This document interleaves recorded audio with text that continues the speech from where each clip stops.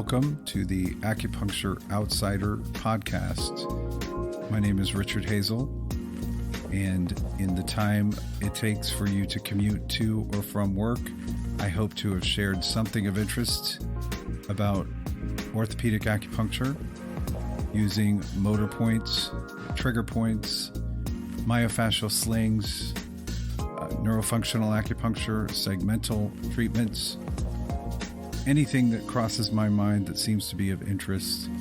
I hope you'll enjoy it.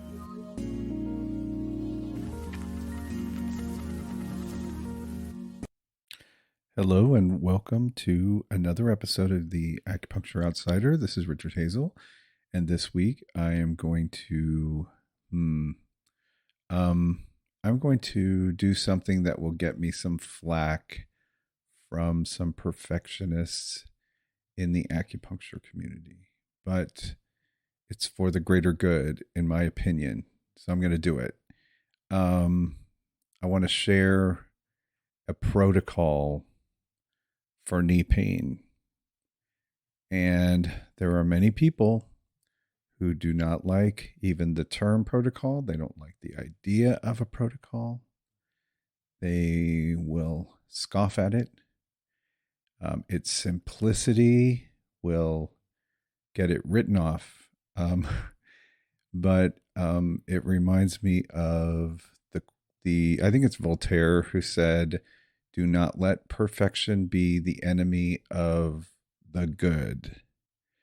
So the good is the 80 or maybe even 90% of people who will respond very well for my knee pain protocol.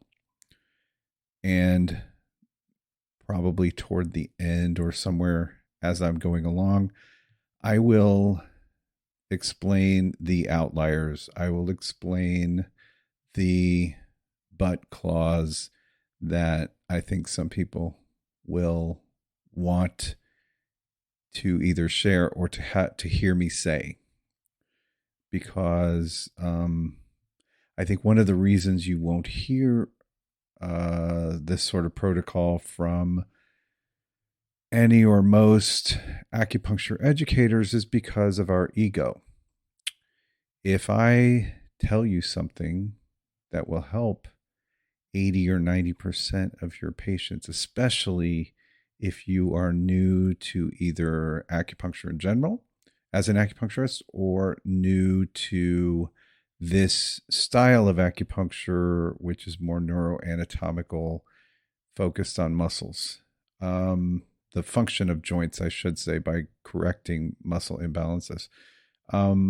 If you are new to either, this protocol is for you, because when you're new, you can feel overwhelmed by all of the possibilities. And as good educators, people have filled your mind with lots of possibilities for knee pain. And you won't really know where to start sometimes. You'll just be like, oh my God, this person has multiple complications. So where do I even begin?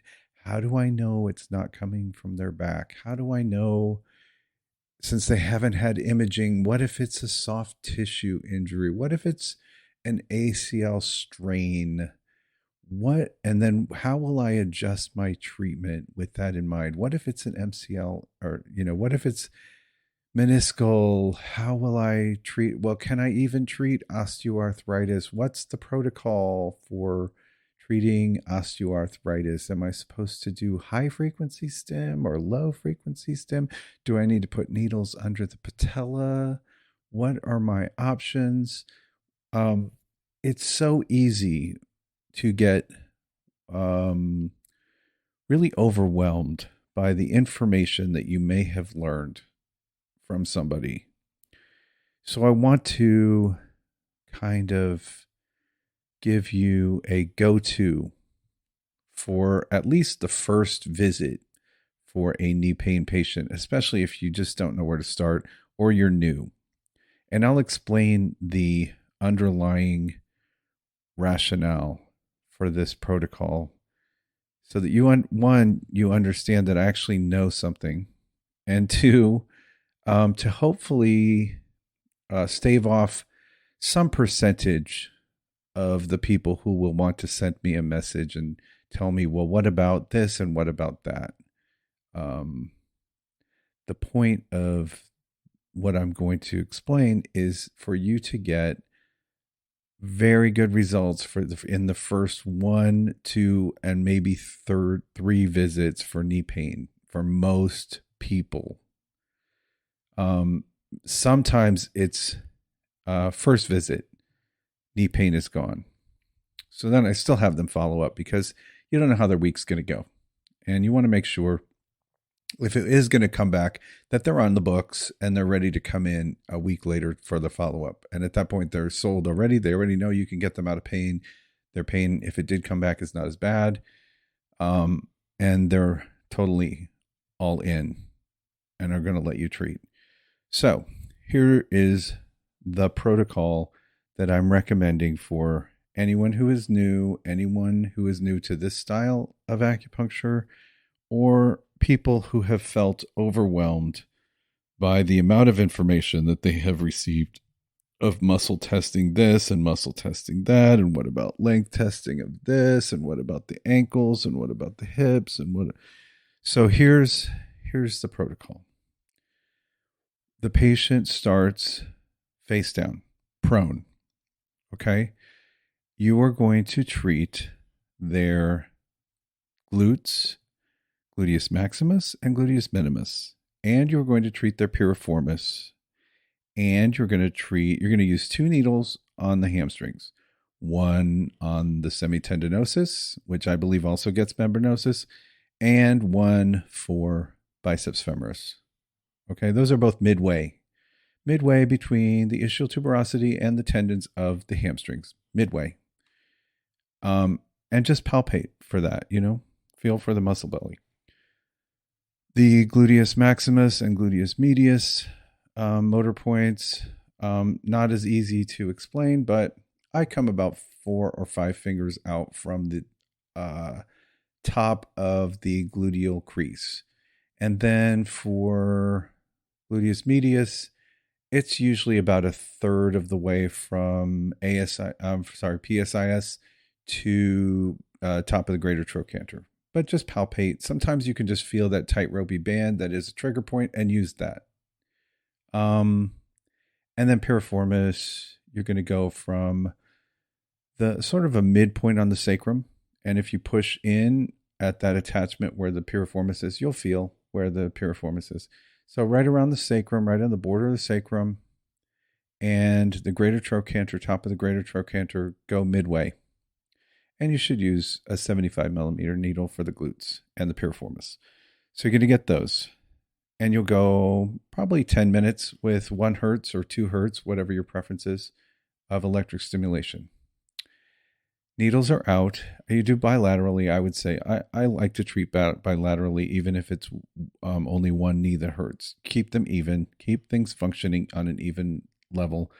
Otherwise, they come back complaining that the untreated side feels different or tight. So you treat that, take the needles out, have them lie on their side, and now you're going to treat the TFL and the gluteus minimus for up to 5 minutes. You have to get deep for the gluteus minimus. You've heard me say this before. Use a 75 so that you can get down to as deep as possible. If you think you hit bone and you're only halfway there, half of the needle, you did not hit bone. You hit a very tight gluteus minimus, and you need to go a little deeper.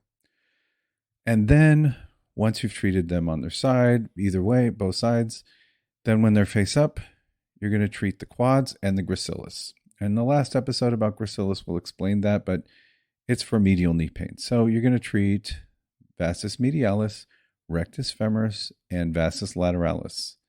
And those motor points, I won't go into all of them, but medialis is about 4 fingers up from the medial border of the patella.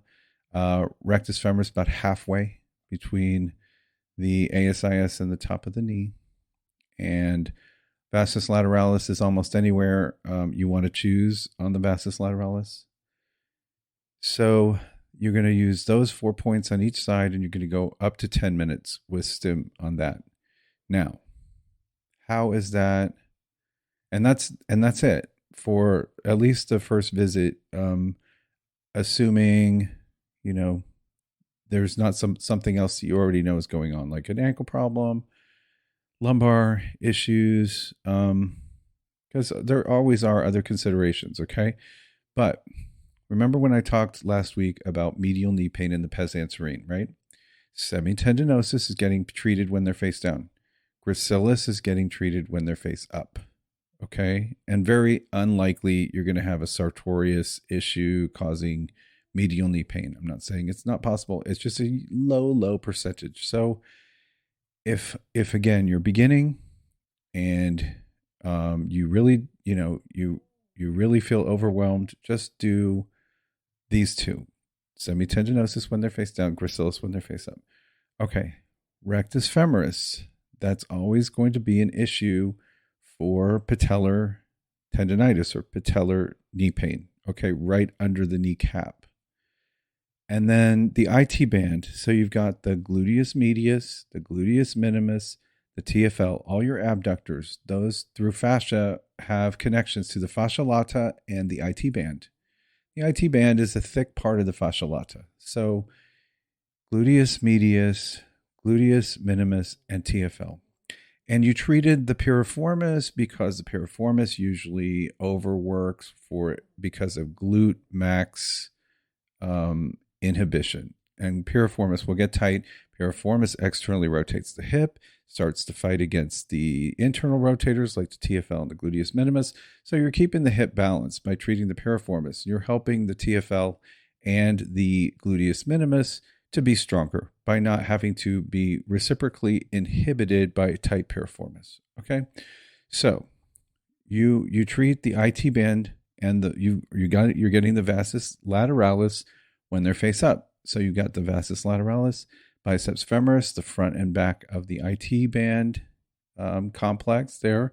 You've got the hip muscles that affect the IT band, the TFL, glute min, glute med. And so now you've taken tension off of the IT band that runs down past the lateral part of the knee that causes lateral knee pain, especially on stairs or squatting, anything where you are basically squatting to 90 degrees. Then that lateral knee pain is coming from pulling on the patella from the hip, from the IT band. So you've covered lateral pain, you've covered the patellar pain, and you've covered the medial pain, the pes anserine, and you treated vastus medialis. So if it's that, now you've covered that for medial knee pain. You've covered most of the bases for knee pain. Now, there are always going to be outliers. Sometimes the medial knee pain is from a valgus strain from maybe the same ankle overpronating. Maybe they've got a tight QL that's creating a leg length discrepancy, and that could be putting strain on the knee. Maybe they do have some compression in L3, 4, 5. 3, I'm thinking going to affect more the hip flexors. 4 and 5 going to be more like hamstrings and quads, maybe ankle, maybe calves. So yes, there are plenty of ways to have somebody have knee pain, but 80-90% of your patients are going to get relief from this protocol so that you then have time, you've built confidence with them. Now you have time to dig into those outlying little issues if necessary. Very often they are not necessary. A lot of times they feel better in 1 or 2 visits. Now they're telling all their friends about how great you are, and they're coming in for their issues. And if their knee pain comes back, they know to come back to you.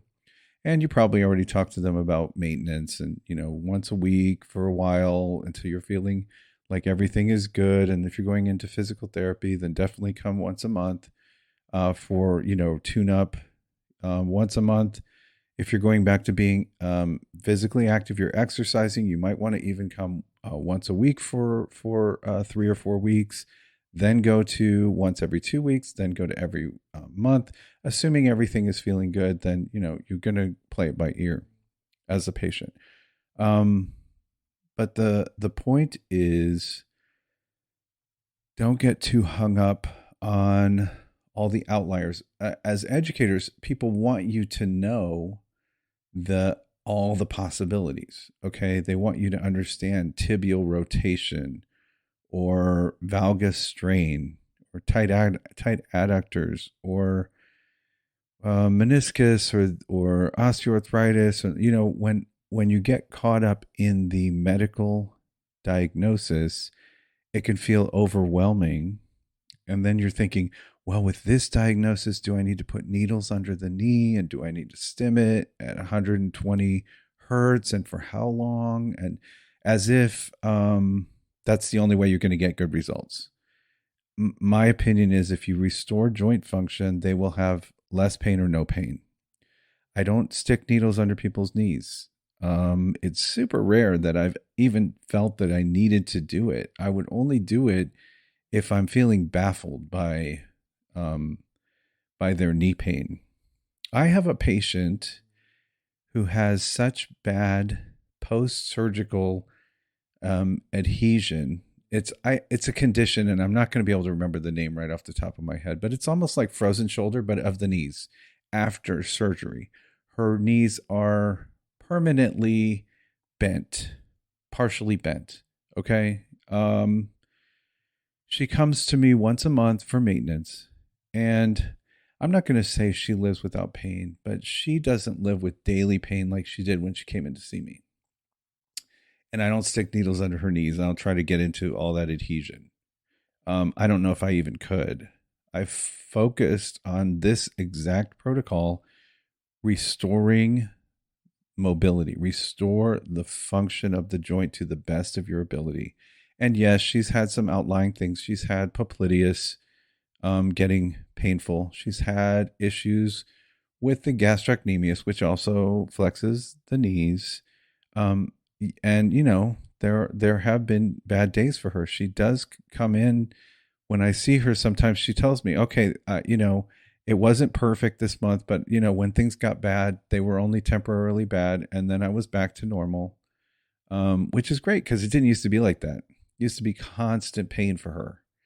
And she is talking. I think she's going to go, she's going to New York City for a consult, because she does want this corrected. She doesn't want to spend her, however much time she has. She's already retired. She doesn't want to spend the rest of her life managing these knees. She would like to have functional knees, so she is going to consider surgery again. But her quality of life is so much better by treating this way. Restore the function of the joint. I have patients with osteoarthritis of the knees where I treated them, and after the first visit with this treatment, they were pain-free. And then, of course, we talked about follow-ups. And, sometimes they do need to come back in like a month or 2 months.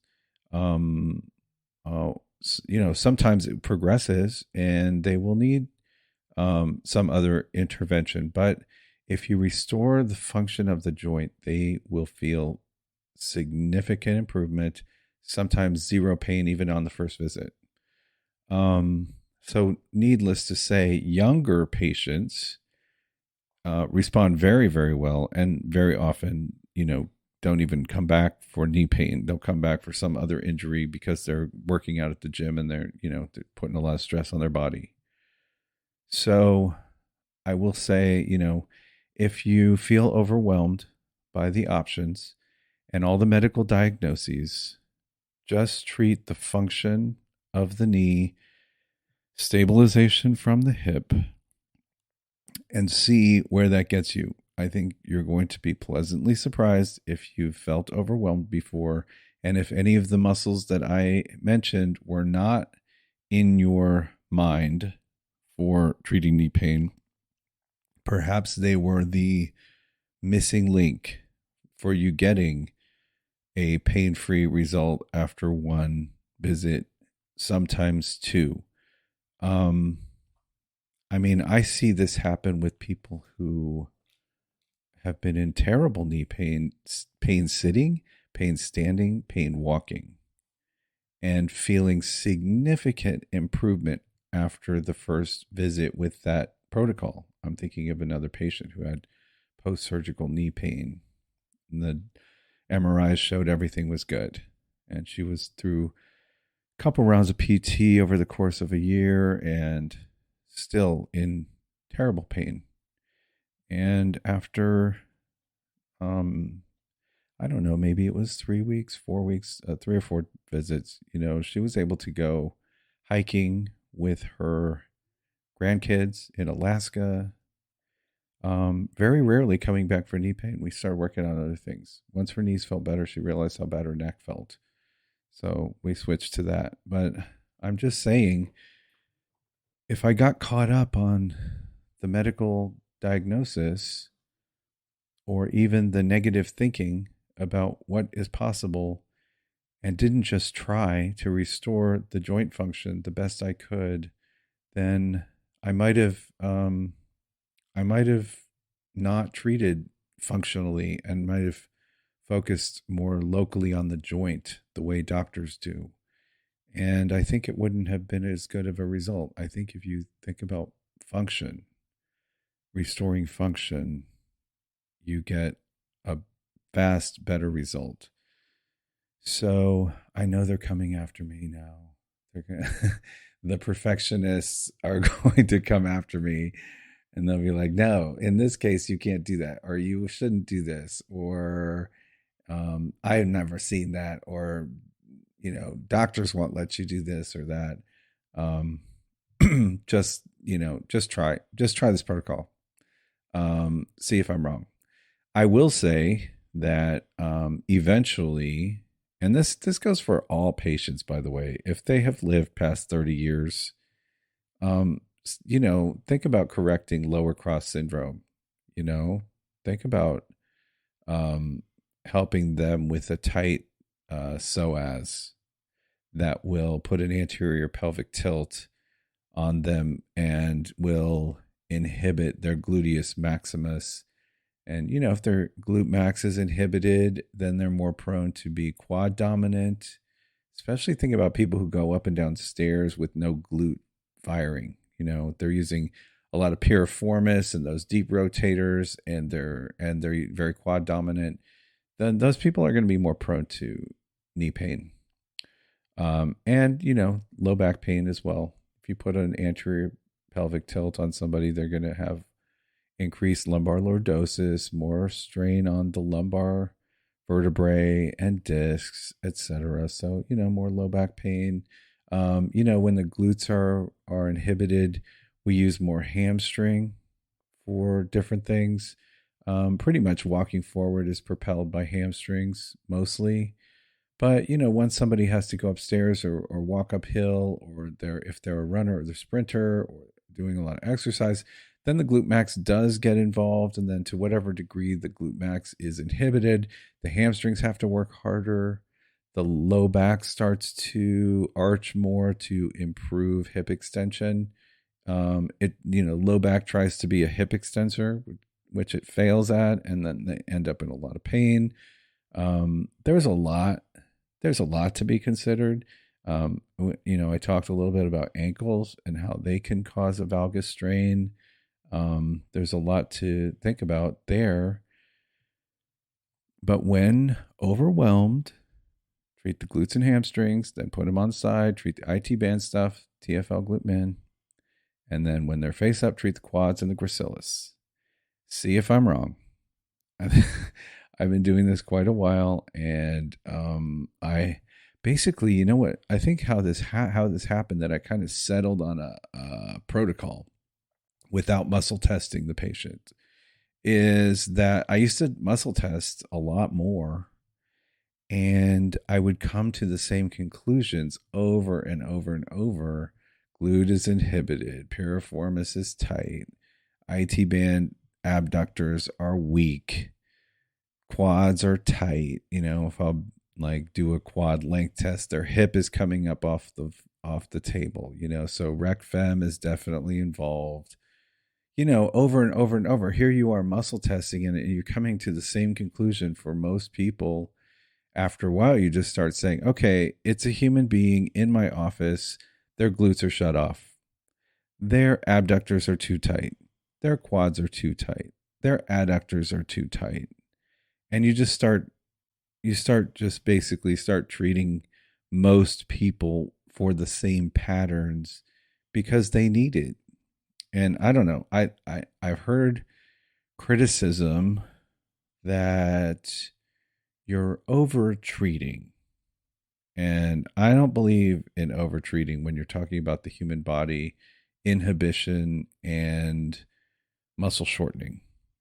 Because if you try to tell me that it's too many needles, if you're treating, for instance, a muscle that doesn't test as weak, I'm going to say it's just subclinical inhibition or subclinical shortening. It's on its way to a pathological state.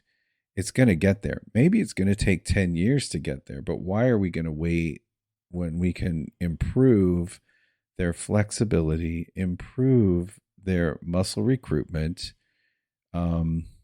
improve their posture, and their just general sense of well-being?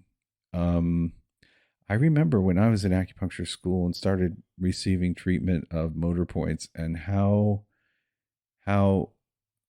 much more, how can I say it, flexible? I don't know if I want to say flexible.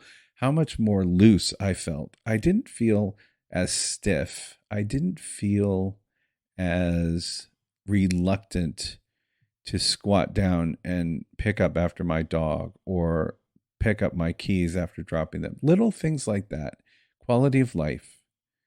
And so that's how I talk about it with my patients too. I'll say, okay, well, first visit, I'm going to just focus on your pain. Eventually, let's start thinking about how we can improve your quality of life. Because even though you came in for your low back, I see how tight your traps are, how tight your neck is. You just live with that and you've accepted it as part of life. And you don't have to accept that. And we can improve on that and you can feel way better. And people dig it. They want to feel better. So they just don't know what's possible. So I try to present that to them as like a possibility. I know you don't have neck pain, but do you see how tight you are? And wouldn't you love it if that didn't feel tight all the time and you didn't feel stressed out because your upper traps are so locked up? So you can call it overtreating. I'm calling it quality of life. So I don't believe any of those muscles are being over treated. They're already too short, or they're already inhibited, or they're on their way to being inhibited. So I would say moving forward. Oh, and so then that's the other thing that you can present to your patients when the challenge is that they feel better after one visit or two visits. Make you want to go back to TCM where you can sell them a package of 20, tell them they're not even going to feel good until the 10th visit. Start talking to them about quality of life and how you can improve their mobility, their quality of life. Because it is challenging when you're good. It's challenging when you get good results to have patients returning regularly, like once a week or twice a week, like you did when you weren't getting any results at all. You can make a lot more money when your treatments don't work. So you can start talking about quality of life as the other thing they should be considering coming back for: mobility and just feeling good.